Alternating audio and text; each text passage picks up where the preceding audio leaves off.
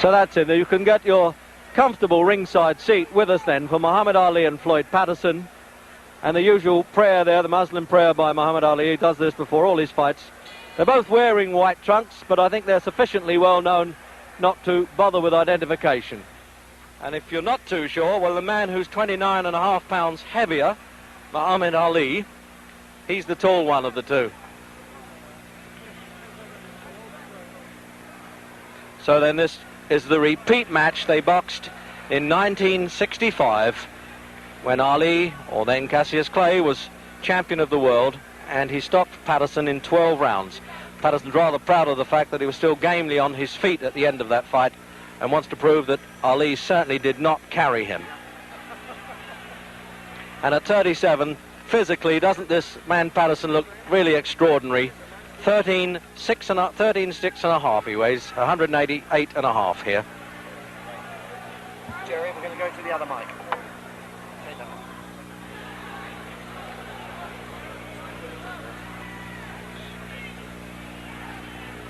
So now we'll find out whether Patterson, in what he describes as a peekaboo style, he puts his head between these high gloves, can just duck inside that long left hand.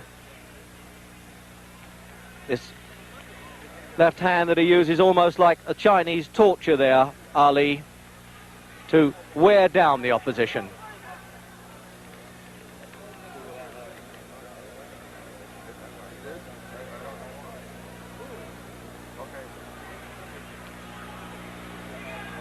I think I'll be a bit surprised if Ali shows too much contempt for Patterson, because he does have, whatever else he doesn't have, a good left hook, and that's the punch that had Ali on the floor in the fights with Sonny Banks, Henry Cooper and Joe Frazier.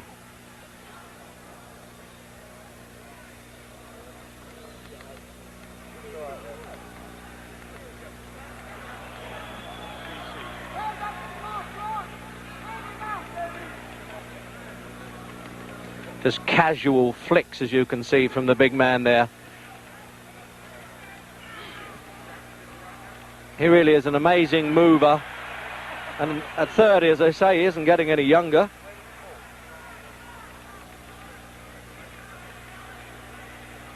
So you can really say with these trunks, you're getting it in black and white as well as colour.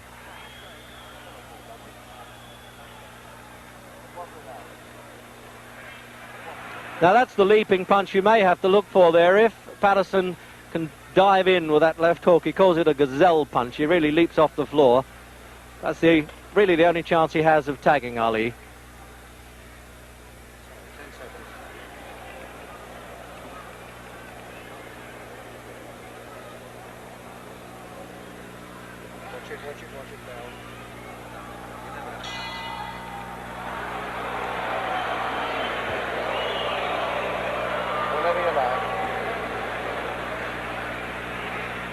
So at the end of that first round there, it looked to me as though Muhammad Ali had spent up so much energy shouting there at Joe Frazier, who was introduced into the ring before the fight, that he wanted to take it easy a bit in that first round. But I like the look of Patterson at 37. He really is incredible and could dance around quite a bit. Does not carry any superfluous poundage, but this man doesn't even consider it's worth sitting down at this stage.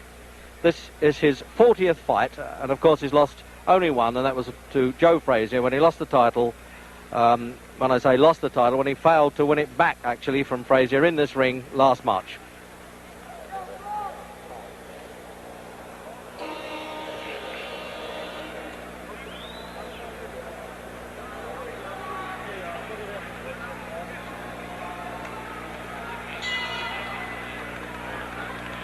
So round two then, and the research round is over. And Ali just flicking that left hand, but when he decides to put a bit of weight behind it, it is a hurtful punch. Now we'll see if Patterson can use these clusters of blows that he used to be famous for, combinations they call them in the American fight game. He puts them together, still fairly rapid, but it's a question of getting near Ali to do it. That's the problem.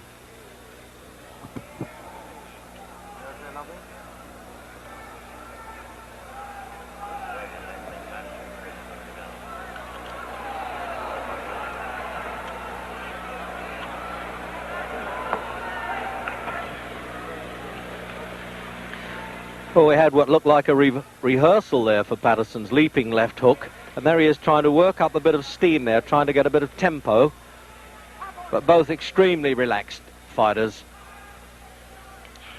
And you can understand that when you have a man who's been 20 years a professional.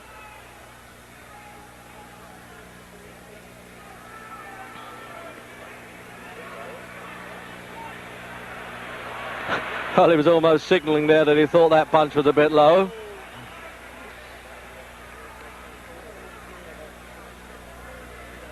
Not only does he hurt with this, Hlali, he breaks up the concentration of the opponent. That's the name of the game. Keeps him at bay all the time. As Patterson trying to set himself to leap in with that left hook, you notice that Hlali's trying to beat him to the punch. Just say, take that, stay out of distance. There it is again. Now you can really see that one coming. Unless Patterson's trying to show Hlali that punch and then speed it up when he's least expecting it.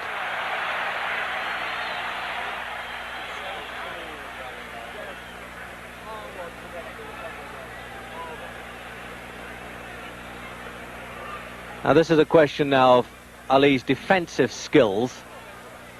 He realised he can't take too many liberties with Patterson, because the last thing a veteran fighter loses is the power of punch. They get a little slower, but they can still bang a bit.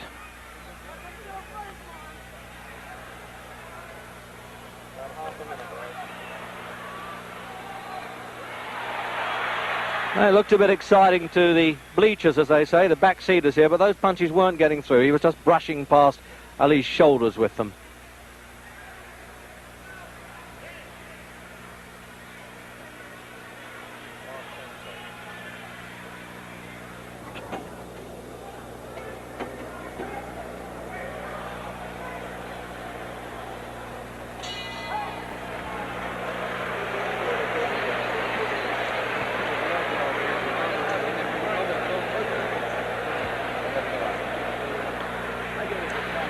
So no, they're not bothering to...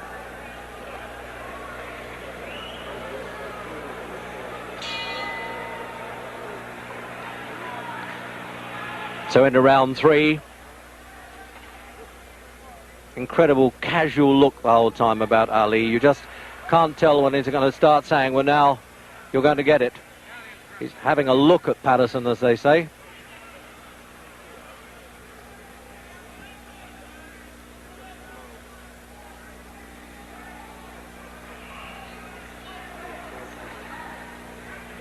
Patterson 63 fights, 155, and Hlali, this is his 40th fight.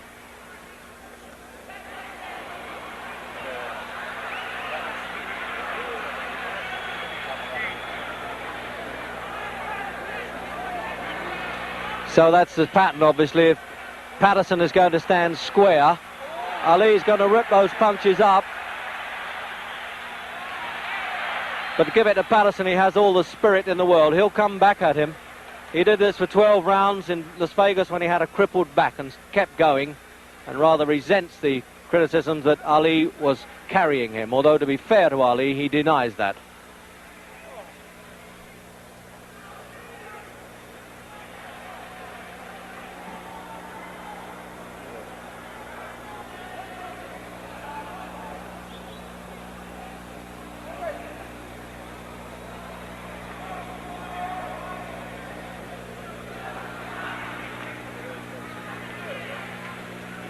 He still has quite a bit of speed there, Patterson. Obviously at 37, nobody can be quite the man they were, but Patterson reckons he's better now than he was at 30 anyway.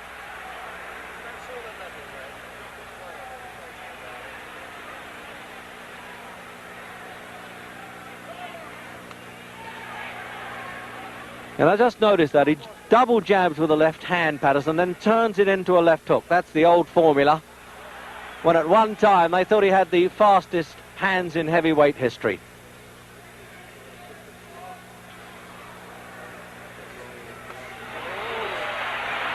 But now Ali's unloading on him a bit. The research rounds are over.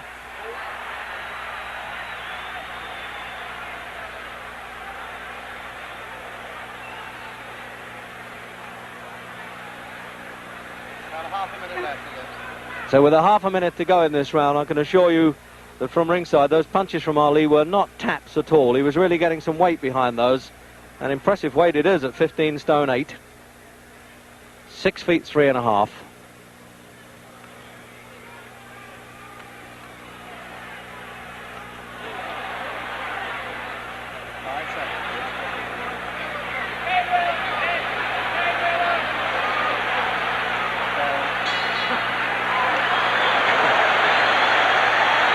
For Patterson.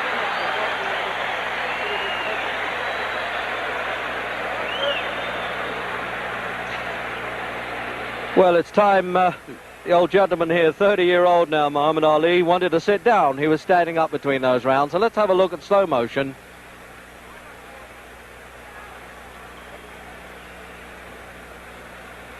So you can see how Patterson winds himself up to leap in.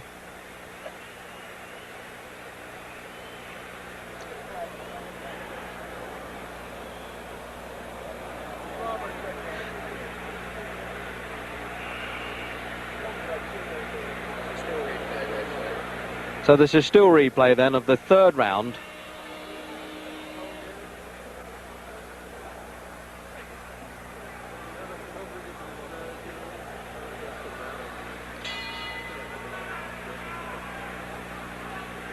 So round 4. And it was Patterson who was off his stool first that time, and Ali decided he needed to sit down between rounds.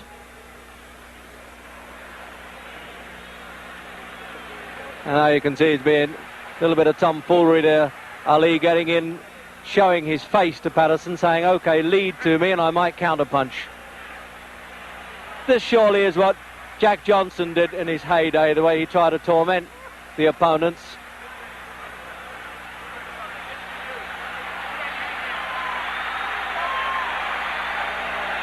When you think that Patterson knocked out Ingemar Johansson, he knocked out Henry Cooper, defeated Archie Moore, and there he is, standing there with Ali, really taking liberties with him. But one wonders if he just risked that chin out a little too far.